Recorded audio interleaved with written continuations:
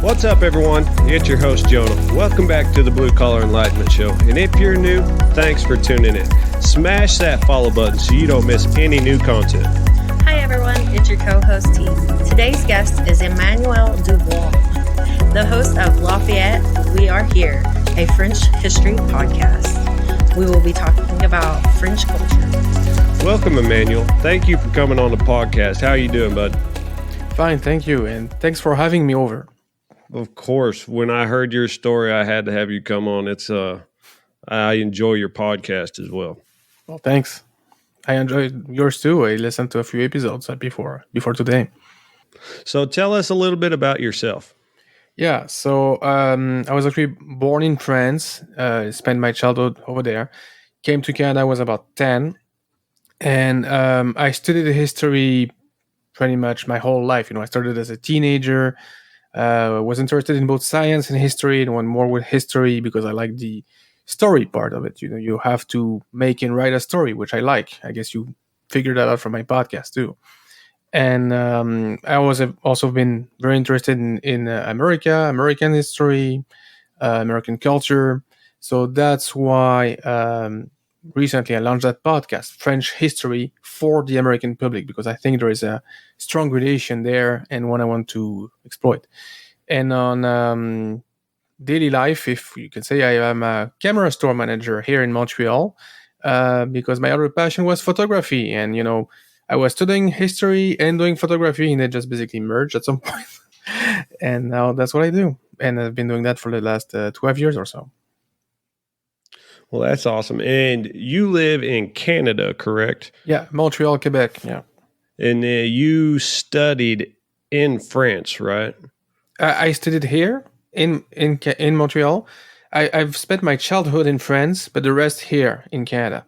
So my major studies, if you will, were in Canada. But my parents were French. I was raised as a French boy in Canada, if you will, in the French-speaking part of Canada. But that the French people here are not the same as the one in France, So it's a nice little mix, if you will, of everything. So I'm like the French guy living in Montreal with both cultures mixed, and that likes to have fun and enjoy other cultures. Well, that's a beautiful thing. Well, to appreciate other cultures too. Yeah, and here, I'm just so lucky. Here, being in Montreal, you have access to everything. You're close to the States. You have the French culture, the English culture. I could not hope for a better place to be to have access to all that stuff. Isn't it called the melting pot or something? Yeah, that would be New York, I think. But oh, is it? Oh, I have no idea.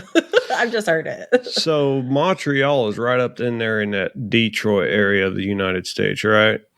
More east. The close Canadian town to Detroit would be Toronto more. And not that close, but it's Toronto is a lot closer to Detroit than Montreal. Montreal is like you take New York City, you go straight up like 6 hours, boom, you're in Montreal. Okay. I guess I should have just looked at a map. Yeah, we are on the St. Lawrence River. St. Louis. Okay, so I was doing some research on, we were going to talk about the French culture in America. Mm-hmm. And there's not much information out there about that. I'll tell you that right now. Mm. So one thing that I did pick up is that the French, when they immigrated over into this area, it was before the colonials. They came over and had everything set up. And it's crazy because it was early 1500s, the French that were coming over and going through that river into the Great Lakes and down the Mississippi into Louisiana. And so the French actually owned all of that.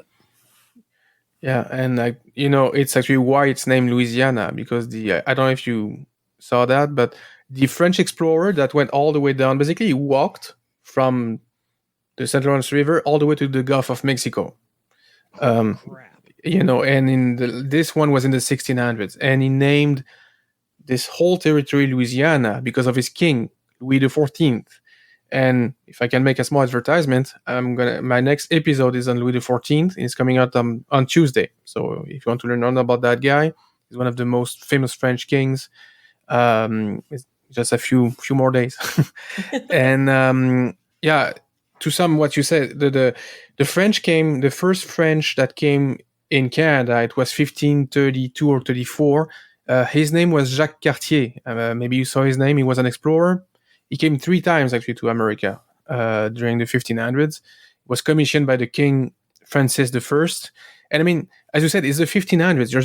You're just out of the Middle Ages. It's just it's the Renaissance that we call this period in time. And I mean, crossing the Atlantic at the time, you need to be serious about what you were doing, and you need to be brave because it's incredibly dangerous, and they have no clue whatsoever where they're going into. When they meet the locals, they didn't even know they were locals, and they didn't know how to call them. They don't know the name of the place, and you have such a legacy of these people. Like here, where I live in Montreal, how much you call it? The neighborhood is called Hochelaga, which is it's a native name, and apparently it means village, and apparently it was the name of the place when Jacques Cartier came in the 1500s. So it's funny that I live in the neighborhood that has the name when he first encountered the natives. That's crazy. That's an old place. Yeah. No, but I did find it very interesting on how the French were using the Mississippi River to transport goods up and down, because Detroit is actually a French. Yeah, it's Détroit in French. I was going to say that, but I was going to ask you if you know if there are any more major areas along that river that were heavily French when that was going on. Yes, actually, many along the river and also a bit over the place. Like, if you want a few, on the top of my head, some American cities that were actually French, either forts or settlements or commercial centers. You have Chicago, you have Memphis, you have, of course, in Louisiana, you have New Orleans, which is La Nouvelle-Orléans. Orléans is a French town. And you have Pittsburgh, which was Fort Duquesne. It was a French military fort. And I think you have like 50 others. That's just the one I have on the top of my head, because basically the French, what they did along the river and a bit, outside of it, they built forts to protect themselves against the natives, and then again against the British that were settling in the east on the coast. And they did counters because the French did a lot of trade with the natives, a lot more than the English actually. They quickly established a very good relationship with many natives. I mean, at the beginning, of course, it was conflict because the French were coming in, and the natives were like, "Who are these folks coming over from? From who God knows where?" But after a certain time, they managed to establish a good relation with many of them and to have a very prosperous, actually, commercial exchange. When was the Louisiana Purchase? What year was that? The purchase that was under Napoleon, so that's in the early 1900s. So the French owned that whole territory for that long? Well, yes and no. The thing, you have 2 settlements. If you have New France, which is basically which is Canada, along the St. Lawrence River, and you have Louisiana, which is along the Mississippi River, all the way down to the Gulf of Mexico and modern state of Louisiana, more or less. And the French lost New France in the 7-Year War, which you Americans call the French and Indian War. So in 1763, that was when there was a treaty of that war, and that's when France had to give up New France because they lost that war to England. They kept the colonies in the Caribbean, but they lost that. But they still had Louisiana.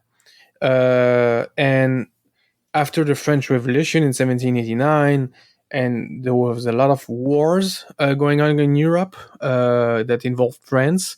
And then you have Napoleon that came along at the end of the century, and he basically invaded Europe. So that means he needed money.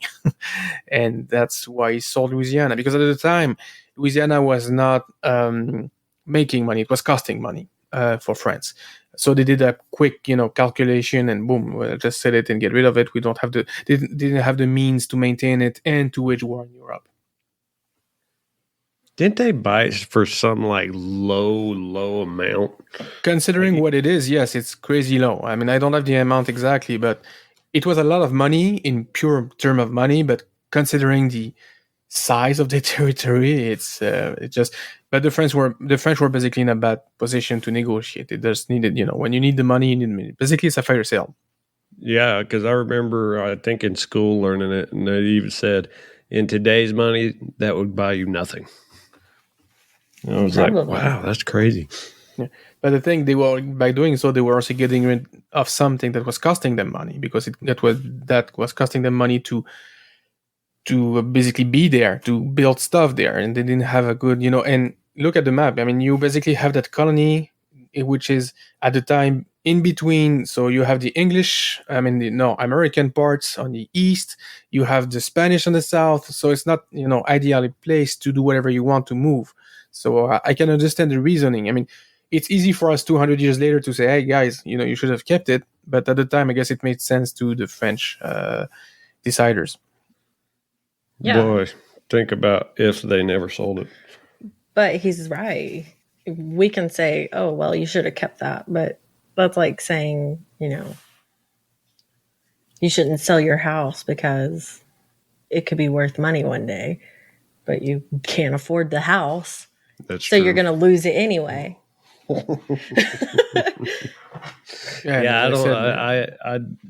to be honest, I don't blame Louisiana. Has a lot of alligators and stuff. Louisiana. I've never been to Louisiana. I'm just giving them a hard time. All of my Louisiana listeners, the whole two of you out there. Anyway, back onto this. So what kind of drove you to start your podcast and want to get all that info out there? Is this more of a hobby, or is it a long-term thing that you're looking at? I would say a bit of both, in the sense that, for the last 10 years or so, I've been doing a lot less history because, I did my master's in 2011, and I've been working as the camera store manager. And, I've been reading history, but not doing much, not doing research, not doing classes, anything like that, except the occasional thing with a friend or whatever. But so I wanted to go back to that, to go back to my roots of doing history, of enjoying it, and of sharing it, because, it's so interesting. You just want to talk for hours about it. And I figured the podcast would be the best way to do that. And I had some, let's say, personal tragedy in my life at the same point in time, so I wanted something positive to do and to create. So it did do that. It's a lot of help. It's a lot of work, but I enjoy it. I do one episode a month. I try to keep that rhythm, but with proper research and trying to do an actual narrative, something that people like to listen to. And I do it in a steady tone. I'm not trying to be either too funny or too serious. I'm just trying to be calm and steady and clear. One of my good friends, Andrew, said I have the latte voice when I talk like this. So I guess I'm doing it not too badly. Yeah, I remember that space that you jumped on that one evening. You captivated every woman in that space. Everybody was just like, "Oh my God, let's let him talk." Just let him talk. That's so creepy, though. It was. It was funny as hell because we were all like, well, all right, Emmanuel, go ahead and keep talking. No, I thought that was Tony. That was the first time I ever actually talked to him. Yeah, it was funny. I didn't expect that. Women are crazy. They really are. I walked in here earlier, and he was talking to a British guy, and I was just like, they took it back. Like I was not expecting that. Yeah, I do that live Twitter space every Thursday night, and then I've been starting to do those randoms when I'm just hanging out and I got nothing to do. And I was talking to a couple of my buddies today, and she come in, and she was not expecting to hear this British accent just pop up off my phone. Yeah, well, you see, for the difference between your accent and the British accent, you could consider it's about the same difference between a French guy and a guy from Quebec. They both speak French, but the accent is so different, you cannot mistake one for the other. If you have any ear for French, it's very obvious. And even the words, the choice of words, they are different. The dialects. Yeah, there's a dialect, and there's also the fact that, as I said, the actual power of France left Quebec, what is now called Quebec, in the 1760s. So that means they spoke French, but from that time period. And French here evolved in a way, and in France evolved in another way. So you have, for example, words that people use here that people don't use anymore in France. I don't know. For example, the word for smoke in French is the fumée. But here in Quebec, they say boucan, because it's the word that the French used in the 18th century. And you've heard that name probably because of the buccaneers, the boats. Mm-hmm. That comes from the French boucan, which means smoke. So it's a lot of, once you get into linguistics and stuff like that, it's you can't stop. It's fascinating, and it's also, it's just never ending. Yeah, me and my friend were actually just talking about the different dialects and like the different way Spanish. We were talking about Spanish and the different words for the same word kind of thing. And it was just like, we just got in a real deep conversation about it. Oh, yeah. I got a story for this. You want to hear it? Oh, really? I was in the Navy. You want to talk about a melting pot? There was I don't know. I'm not going to say certain Spanish people. There was one guy, he was saying something to another Spanish guy, but it was different country Spanish. And so he said something, and that other guy was like, hold on. What did you just say to me? And he said it again. He's like, you want to rethink what you just said? He's like, well, what do you mean? This is what it means. And he goes, you better be glad you cleared that up right there. I was just laughing. I was like, oh, man. But that was about a fight. That would have been great. That is true. It is. I mean, you could say something and it can mean something else in a different dialect, and it make somebody mad. If you want a very concrete example of that in French, is your podcast good for adult subjects? Yeah. Oh, yeah. Okay. Yeah. For example, in French, there is a word that means two completely different things in Quebec or in France. Here in Quebec, they have how can I put it? A very old style of singing that comes from, the French folks in the 18th century, called la turlute. That's the name of the way of singing. But in France, turlute is a blowjob. So you can imagine. That is not what that means in America. Okay? That is the total opposite of what it means in America. Because toilet means you going to the bathroom. Yeah, but it's turlute, not toilet. Turlute. Well, it sounds close. It sounds close, but it's not exactly not at all the same. That was just like me trying to pronounce his last name correctly. Yeah, that's true.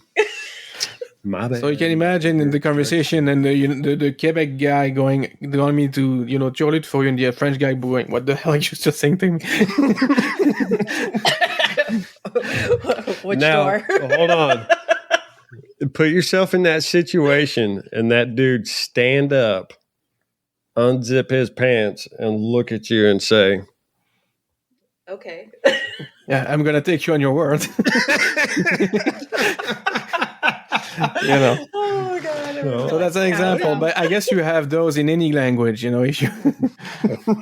if you look hard enough. That's funny.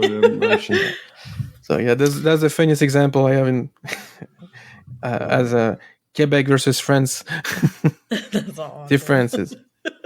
But most of the time we understand each other pretty well. Well, we got a little off subject there. Yeah. Don't we always? Don't we always? It's always fun. What are some of the things that we do in America that come from the French culture? That's a good question. I'd say, to me, there are a few, maybe not on the everyday life, but in the way that your country was actually created. Because your founding fathers were very influenced by French thinkers called the Lumière, the Enlightenment. Um, so you are the early Americans that actually, established the basis of your states, your Congress, all that stuff, and your political system and your values, your core values, at least as far as politics go and way of having a democracy go, were very influenced by people in France, of the same time period or the same century at least. Like if you think of French writers like Voltaire or Diderot or Montesquieu, these people had a huge impact in France, but also in America. And they actually often, maybe not Voltaire because it's a bit before, but they were very aware of what was going on in America at the time where you actually became a country. And I'm not even talking about the military implication of France in the War of Independence, but the philosophical intervention, if you will, the communication between the French thinkers and the American thinkers, and how this influence your life today, because that's the country you live in. So it did have an impact on where you are and why you are Americans. That to me is the main link, if you will, between the two countries that you can see everywhere in your country over America. Yeah, because when the French started immigrating over into America before the colonies were even established, there was a divide in the country, correct? What do you mean a Between divide? Protestants and the Catholics? In France, you mean? Yes. Yes, very strong one. Um, a lot of French Protestants had to leave France because of the oppression from the Catholic kingdom. But it was in two waves. You have what we call the wars of religion in France, are like the second half of the 16th century. So you do have French Protestants leaving the country, but mostly they go to England or the Netherlands. They go to other Protestant countries. Uh, the French power actually they did whatever they could to have only Catholic coming over to New France. That's why here the Quebecers are from Catholic tradition, and not Protestant. You're gonna be hard pressed to find a Protestant Quebecer. Uh, Most of them are not even Catholic anymore. They gave up on religion for the most part. But I mean, the tradition was Catholic. And then in the 17th century, there was another wave of French immigrants that left France for the same reason, because we restarted to persecute Protestants. Louis XIV wanted again to unite, if you will, the country under the Catholic supremacy. And of course, each time you do something like that, it backfires and people just leave with their brains and ideas and money. So it's just a net loss out of, for no good reason. I did read somewhere that the Protestants that weren't, during that time, that they weren't allowed to immigrate out into New France, I guess, and into the Correct. into the area. Yeah, the colonies, they could not go. Yeah, the ones that did come over would be like bribing the people and getting over here, and then they wouldn't even stay within the French colonies. They were going over to the British colonies and intermingling with them. Mm-hmm. It's true that you had some French Protestants. The name for that, the French name is the Huguenots. That's the name we gave to the French Protestants, the Huguenots. So these people that came here, they did go to the British for religious reason. And you're right that they were often carpenters, merchants, people with expertise that you could use right away. So they were often welcome with open arms, because who doesn't need people like that, especially in a growing colony. Right. Did you know the French has one of the oldest histories in the world? Damn. I apologize. It was coming up. I kind of picked up on that, when you guys are talking. Huh. I got that part. Yeah. Over 20 centuries old. That's a lot of history. That is a lot of history to cover, Bo. Yeah, and that's why you should know everybody's name and how they died. Exactly. But we the country's history goes back to basically the Roman era, so that's a lot to cover. And if I can do another self publicity, I did actually one of my episodes is an overview of French history, about an hour and 15 minutes to have a comprehensive view of the history of the country, which was freaking hard to write. But it's I think it's it can be a refresher, it can be a discovery if you just want to have an idea of French history as a whole without going into too much detail and just have a track on how it went. I think it's a good start to it could be a good start for anyone. So he's telling me that I need to go listen to that. That's what I picked up on that. Yeah, I'm doing self promotion to T. What's wrong with that? He's like, you don't know enough. Go learn these names for me. No. Not everybody studies that. It's you already have you have your own country to study before going to another. Yeah, and we don't. Man, if you look at American history versus a French history, we a hot mess. Well, not that. There ain't that much. Think about it. I mean, we are the history. We have the some of the crappiest stuff we got, with slavery, but that was all over the world. We had a bunch of wars, and that's about it.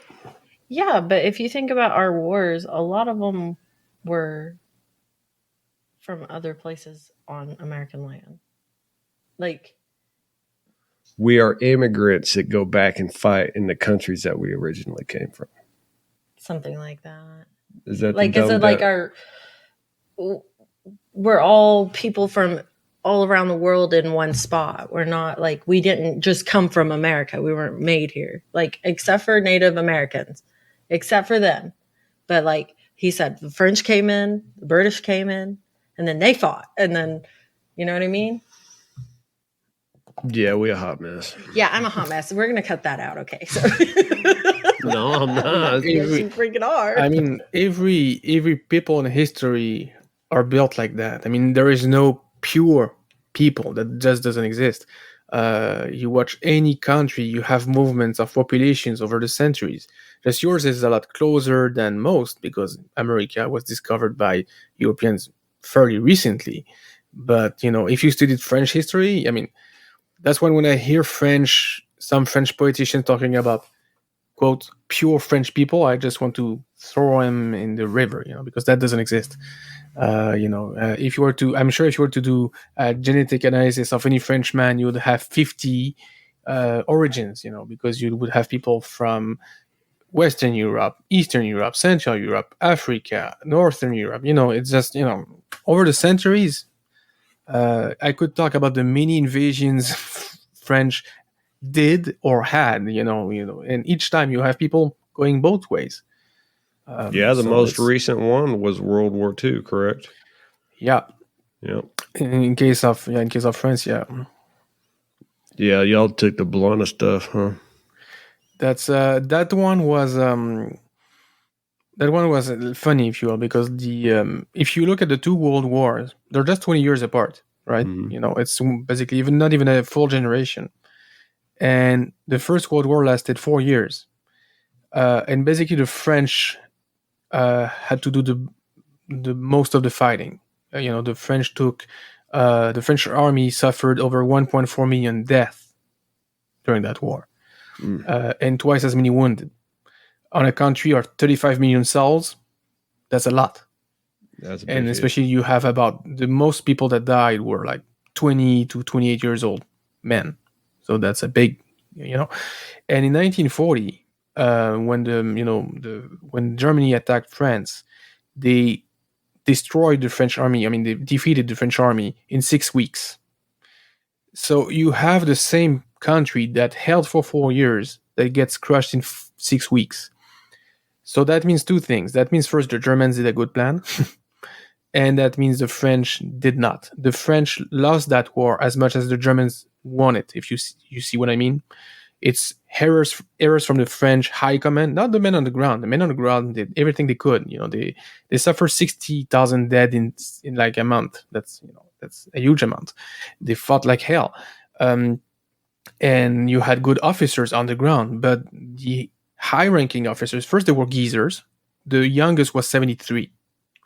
These people were old in the first war. They were still fighting the World War One.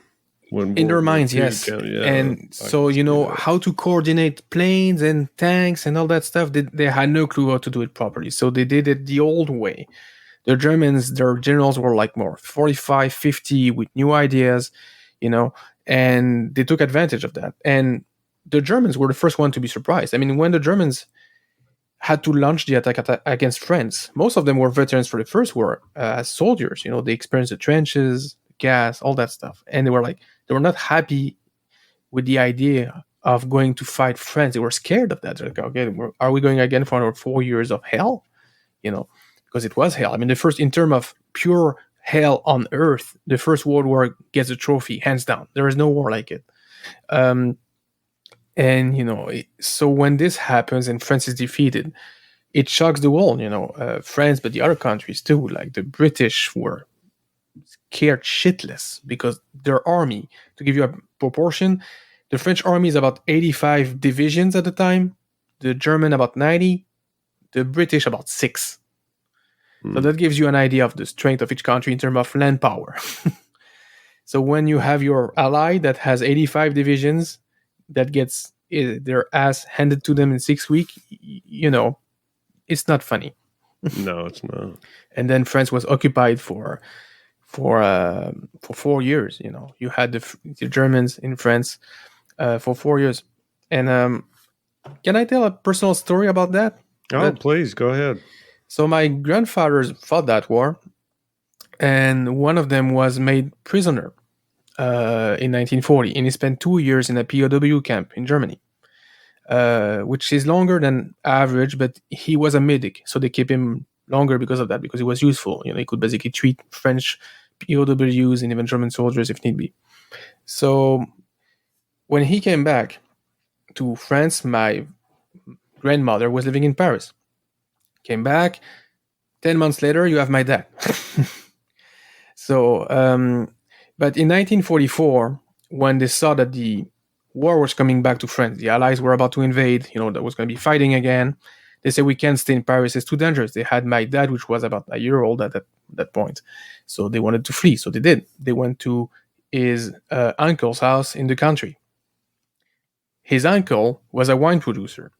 And one night, he discovers that he has bottles being stolen from him during the night. So he fetched my grandfather, say, you know what? Tomorrow night, we're going to wait for those guys, and we're going to catch them, because they're going to come back. So they wait in the dark in a cave, and they see 2 German soldiers in arm coming, taking bottles, and leaving. So the thieves were actually German soldiers.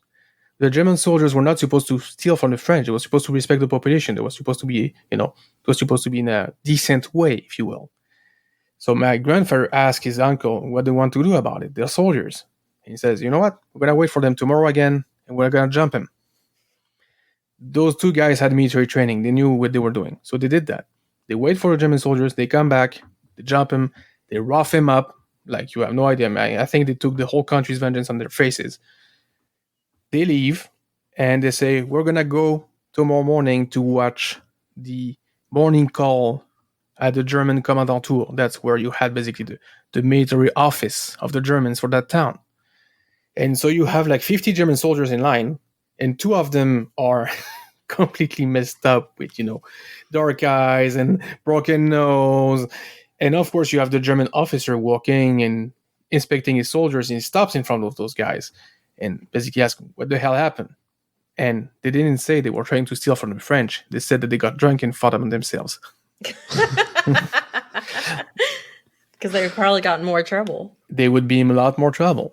And like my grandfather learned German while in captivity, and when they were still in Paris, and my grandmother was pregnant with my dad. If a German soldier did not let her sit like in the subway, he would yell at him in German, and the guy would go away because he would basically tell him, "I'm going to report you to your superior officer, and you're going to get 15 days of jail or 3 weeks." And the guy would say, "Yeah, sorry, my bad." The guy was a soldier, and my grandfather was just a civilian. So lots of funny stories like that. That's crazy. That's awesome. Yeah, my grandfather was in World War II. He was in the Navy as well. I think mine was in the Air Force. My great grandpa. I didn't get to meet that grandpa. I never get to hear any of his stories. On which front was he? Do you know? He was in the Philippines. Oh, nasty. Yeah. So he was on that side. So I mean, I would think either side was just as rough. I wouldn't even put it past during that time. If you were an American, I mean, war is war. It's never fun. But if I were an American soldier and I have the choice between going in the Pacific or Europe, I would choose Europe. Yeah, Pacific for the average American soldier was way tougher. Oh yeah, all the islands that they had to stay on. Yeah, and the fighting was just more bitter, brutal, if you will.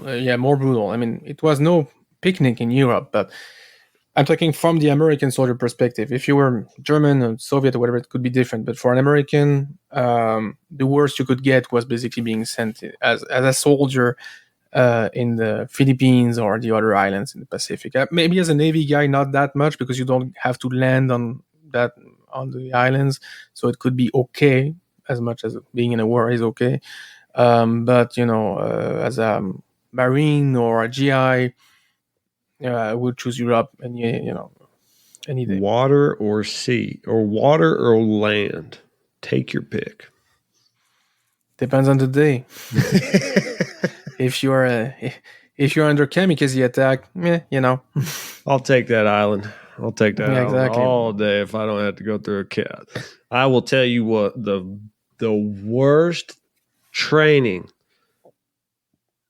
was the gas mask in the military. Having to have that thing on for hours on end for no damn reason sucked. Yeah, well, imagine having it on for weeks. Having that the one that they had, because they had the pack. It wasn't even like the ones that they have today where it's just a little canister. So it's like a 15-pound pack that you're carrying around with this long snout, probably rolling in a 95-degree weather with smoke and everything in your eye. Oh, that would suck. Yeah, that's the image we have, like, of the First World War veterans, with those gas masks, because they used gas a lot during the First World War. So imagine having that mask on for weeks, months.